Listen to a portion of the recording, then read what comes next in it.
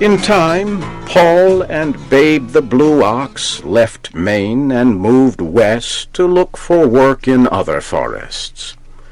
Along the way, Paul dug out the Great Lakes to provide drinking water for Babe. They settled in a camp near the Onion River in the state of Minnesota. Paul's camp was the largest in the country. The camp was so large that a man had to have 1 week's supply of food when walking from one side of the camp to the other. Paul decided to get other lumberjacks to help with the work. His work crew became known as the 7 Axe Men. Each man was more than 2 meters tall and weighed more than 160 kilograms. All of the axemen were named Elmer. That way, they all came running whenever Paul called them. The man who cooked for the group was named Sourdough Sam. He made everything, except coffee, from sourdough, a substance used in making sourdough bread. Every Sunday, Paul and his crew ate hotcakes. Each hotcake was so large that it took 5 men to eat one. Paul usually had 10 or more hotcakes, depending on how hungry he was. The table where the men ate was so long that a server usually drove to one end of the table and stayed the night. The server drove back in the morning with a fresh load of food. Paul needed someone to help with the camp's finances. He gave the job to a man named Johnny Inkslinger. Johnny kept records of everything, including wages and the cost of feeding Babe. He sometimes used 9 containers of writing fluid a day to keep such detailed records. The camp also was home to Sport, the reversible dog. One of the workers accidentally cut Sport in 2. The man hurried to put the dog back together, but made a mistake. He bent the animal's back the wrong way. However, that was not a problem for Sport. He learned to run on his front legs until he was tired. Then he turned the other way and ran on his back legs.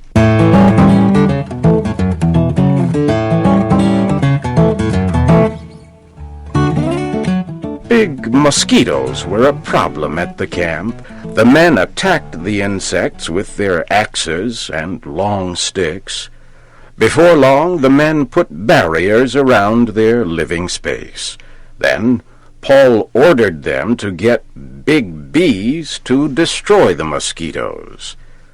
But the bees married the mosquitoes, and the problem got worse. They began to produce young insects. One day, the insects' love of sweets caused them to attack a ship that was bringing sugar to the camp. At last, the mosquitoes and bees were defeated. They ate so much sugar, they could not move. Paul always gave Babe the Blue Ox a 35-kilogram piece of sugar when he was good, but sometimes Babe liked to play tricks.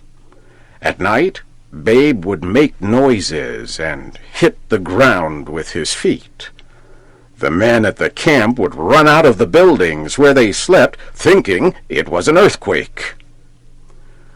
When winter came, Babe had trouble finding enough food to eat. Snow covered everything. Ole the blacksmith solved the problem. He made huge green sunglasses for Babe.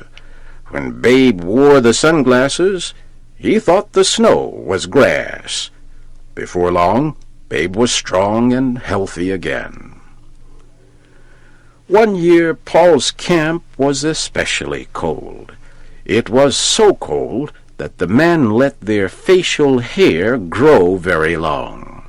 When the men spoke, their words froze in the air. Everything they said remained frozen all winter long, and did not melt until spring. Paul Bunyan and Babe left their mark on many areas. Some people say they were responsible for creating Puget Sound in the western state of Washington. Others say Paul Bunyan and Babe cleared the trees from the states of North Dakota and South Dakota. They prepared this area for farming. Babe the Blue Ox died in South Dakota. One story says he ate too many hotcakes. Paul buried his old friend there. Today, the burial place is known as the Black Hills. Whatever happened to Paul Bunyan? There are lots of stories. Some people say he was last seen in Alaska, or even the Arctic Circle. Another tradition says he still returns to Minnesota every summer. It says Paul moves in and out of the woods, so few people ever know that he is there.